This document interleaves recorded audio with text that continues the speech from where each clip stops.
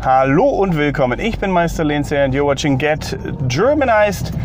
Questions the world has for Germany Part 2. I am bored. What should I do? Ich weiß. So in the last episode of this, actually I filmed it just before this one, to be quite honest. I'm just filming it all in one go. It's just become too long, so I have to make two parts. We discussed interesting things that people wanted to know about Germany, and I also wanted to thank, I forgot this in the last video, my patrons on patreon.com/getgermanized who support this this journey that we do here on Get Germanized, and all these videos, including this one and the last one, where I'm just driving around and talking to you about certain questions and topics that you're interested in, showing you a beautiful German countryside. So if you want more of that, consider supporting me on these pages, like become a YouTube channel member, or support me on Patreon or via PayPal donations. Everything helps. And even if you don't want to do that, even if you can't, just by taking time out of your day and watching these videos, you're helping a large amount. So thank you so much. I just wanted to get that out of the way first. And now let's continue with the questions the world has for Germany. Why do Germans stick memes to their doors? Or why don't Germans stop that? Why do they keep doing that? And I guess this refers to the instances where students have done that at their universities. It's not necessarily something all Germans do all the time, I don't think. It's not common to put memes on doors, definitely not. But I mean, memes are funny, and I guess Germans express their humor with that. And maybe that seems odd to some people. Maybe people say, oh, that's why Germans don't have any humor. It's so weird, like all these memes on doors. Maybe I can find some examples, but they used to do these Aragorn, or these Boromir memes, for example. One cannot simply do this and that, right? And so they put a meme on this. One cannot simply call the Techniker, which is the technician. I think there was this case where this door in a university was broken for the longest time, and so they made fun of the people responsible or something like that, and they put all these memes on it. I guess also because Germans cannot comprehend why something wouldn't be fixed instantly if it's broken or replaced or something like that. At least maybe not some of us, I'm not sure, but it was funny to me, and I suppose to other people as well, otherwise it wouldn't have come up. And yeah, I mean, I don't really know. I mean, memes are just cool. But yeah, next question. Why are Germans so obsessed with sausages? Well, I don't actually know if that's true. Actually, it is true. There's just so many sausages here in Germany. I guess it's just a traditional thing that originated at some point in history, and I don't know, we've just never given up on that. I guess it's the same thing with other countries that have a specific national dish that they're especially good at, or that's very traditional to make, that they have a huge variety of. And in Germany, it's just sausages, and I guess meats in general. It's just ingrained in our culture to have that. Even though there's a big vegetarian and vegan movement in Germany, in comparison to other countries, I think Germany, or Berlin at least, is the capital of the world of vegetarianism and veganism and stuff like that. So it's not all about meat, but we even have vegetarian sausages now, right? I'm not saying it originated here, but it's definitely something that is welcomed, or was welcomed. I mean, I was vegetarian for 2.5 weeks, years, not weeks. And I ate vegetarian sausage during that time, or vegan sausage, whatever it was. Exactly, it was vegan, but it doesn't matter. It's just, I don't know, part of our culture. And maybe some people in the comments have an answer to why sausage is such a big part of our culture. Maybe it's just the easiest accessible meat was at some point. Maybe it's the cheapest option, or was the cheapest option back in medieval days to feed people with like leftover meats that were made into sausages and that everyone could afford.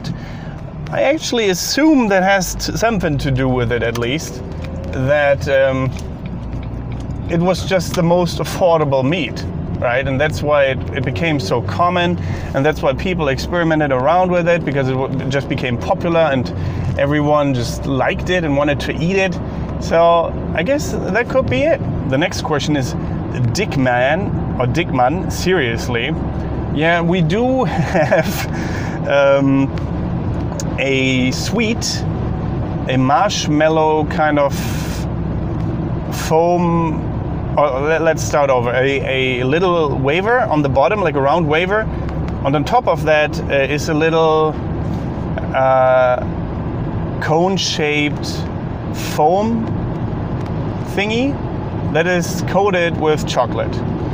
And that is called Dickmann, because Dick means like thick or fat, and man is man, whatever.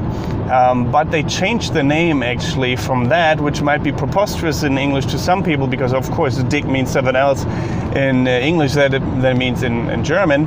But they changed it for a reason to that. I'm not sure why they changed it to this, but it's better than the other thing. But before it was called Negerkuss.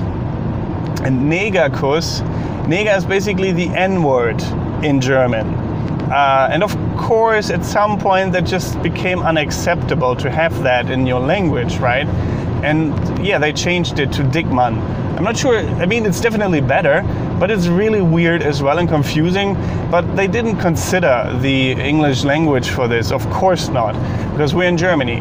And so it is a funny thing that it exists.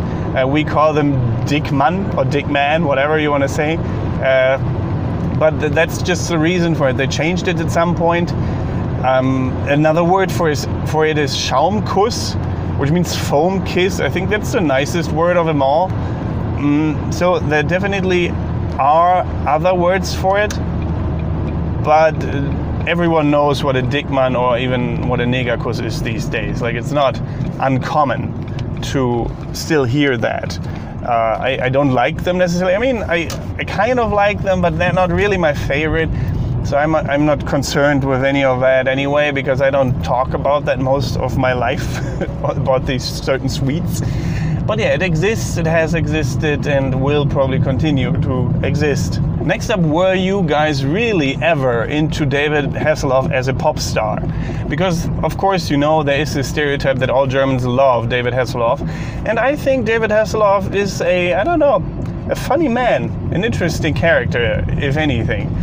And he was, in the 80s, I believe, quite popular in Germany. Everyone knew David Hasselhoff because he was on this show, or the shows Baywatch and Knight Rider.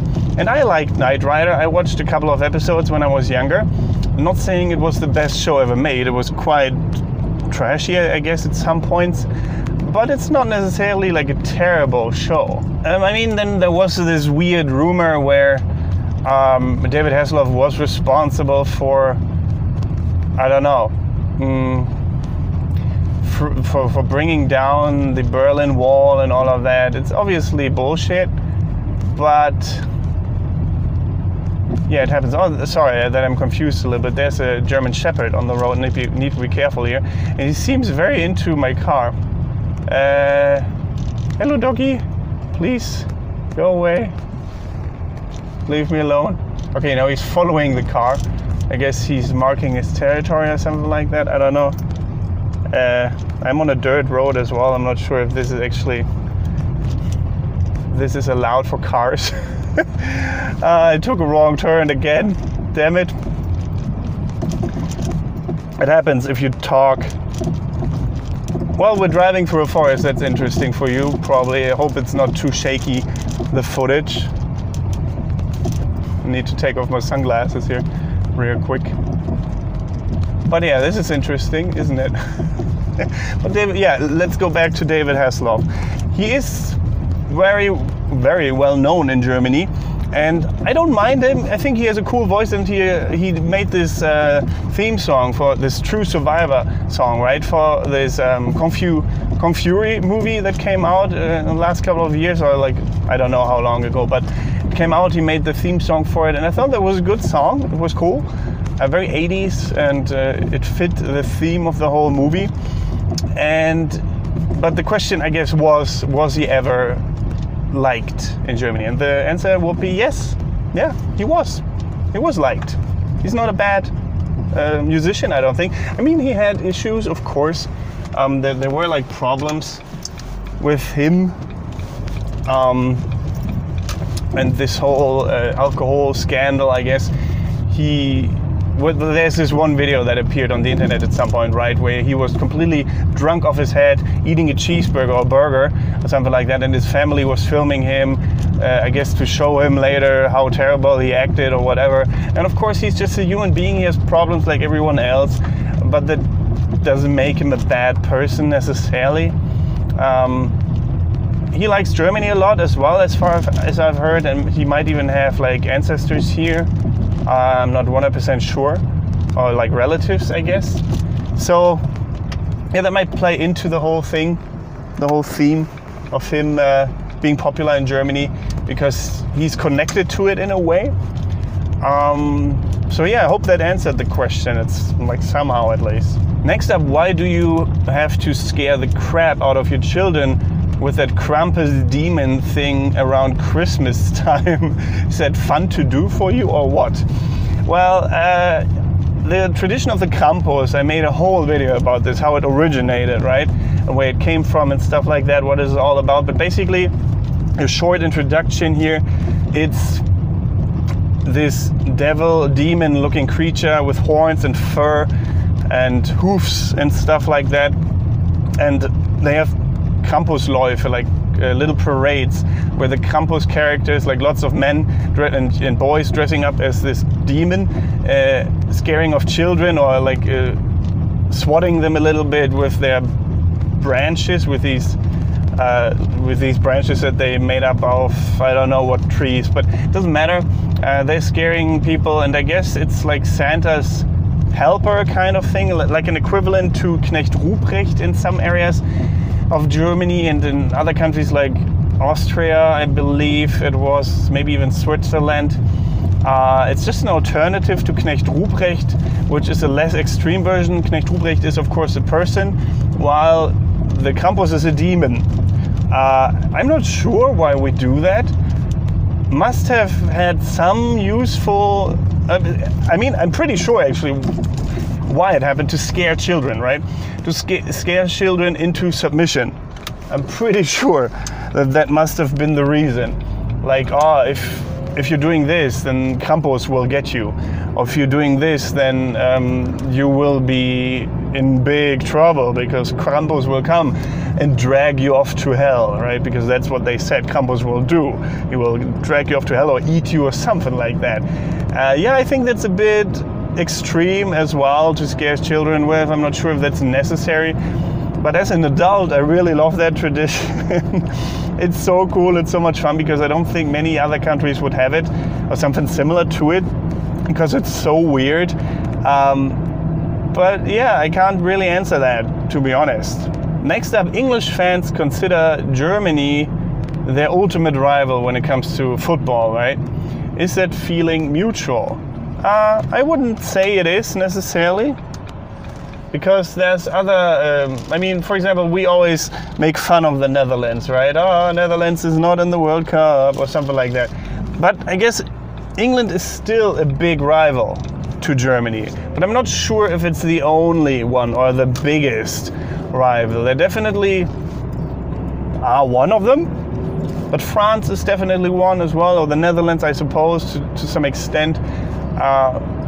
England might be in the top 3, but I'm not a football fan, so I don't really have an answer to this. Maybe, I mean, probably many of my subscribers know better than me. So help these people out in the comments below, please. Next up, do you get annoyed by always being accused of putting your towels on the sunbeds when on holiday? For those who don't know what this means, Germans are accused of getting up early during their vacation, when they're in an all-inclusive hotel, for example, going to the pool area and laying their towels, their beach towels, on some sun loungers, and then going back to bed and coming back at like 10 or 11 a.m. To just reserve their sun lounger so that they get a spot there. And I guess some people might do that, but if I'm annoyed or tired of being accused, well, I don't really care, because I personally would not do this. I think it's pretty rude, And if you want to be there that early, or if you definitely want a spot, just get up early and sleep on that sun lounger or something like that, or just relax on that. What's the big deal? I don't know where that started, that rumor, or I mean, it must have some truth to it for sure. There must be a lot of people who have done it in the past, but I'm not sure where that started. Like, who thought it's a good idea to do that? I even saw some signs on the internet taken at these pool areas of some hotels that said, please don't put your sun lounger towels out before 10 a.m. or something like that, just so that people would stop doing that. So I'm not sure if that's only because of Germans or if other, other nations or if other people from other countries might have done that too. I'm really not certain. It must have something to do with a lot of people doing it. But yeah, I'm not really annoyed by it because I personally have never done that. So yeah. Next up is October, literally a 2-week festival where you're supposed to just get shit-faced on lager, or is there more to it?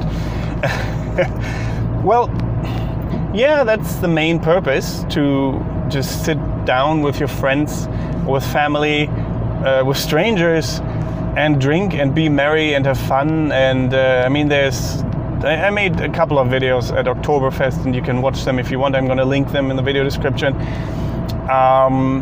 There's rides, there is traditional outfits that go along with it.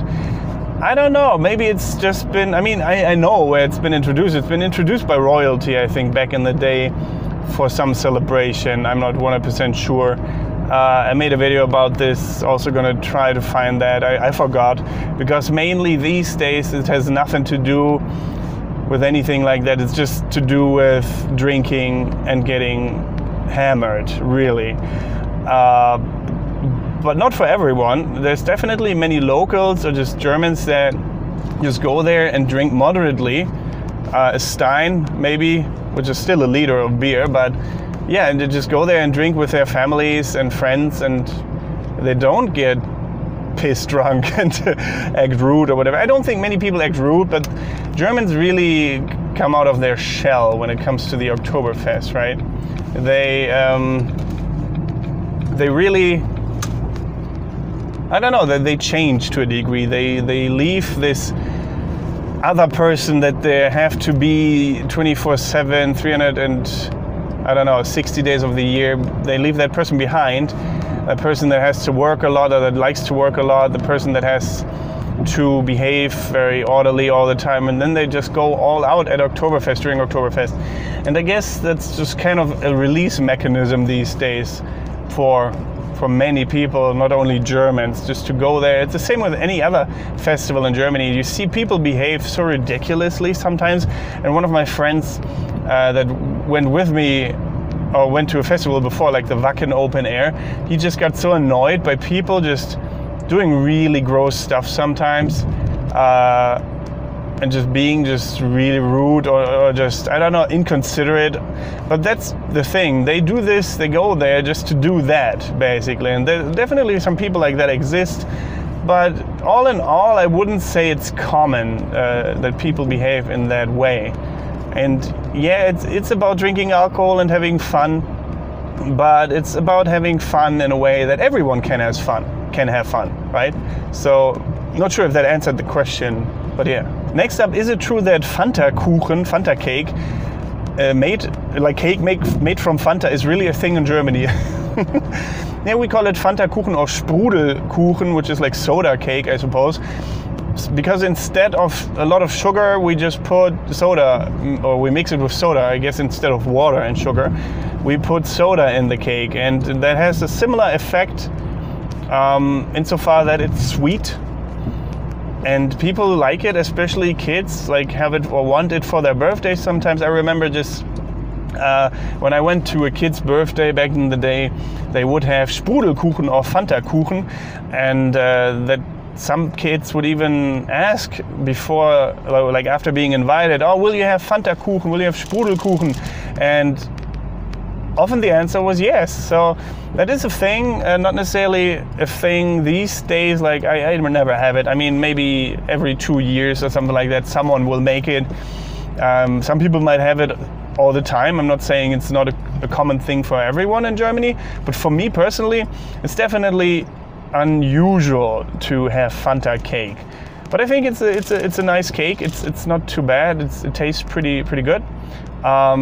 Yeah. So these were some questions the world had for Germany, and I hope I answered them all to a degree at least satisfactory. How do you say it? That you're satisfied with my answer. I hope that's the case. And yeah, watch another video if you want. I made, like I said, a part 1, and I have many other videos where I'm driving around the German countryside. If you're into that, well, definitely check those out. And apart from that, thank you very much for watching. Don't forget to get Germanized. Goodbye and auf Wiedersehen.